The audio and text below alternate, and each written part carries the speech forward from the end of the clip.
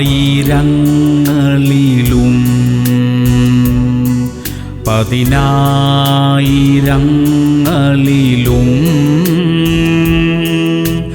സുന്ദരൻ നീ മാത്രമേ, അത്യുന്നതൻ യേശുവേ.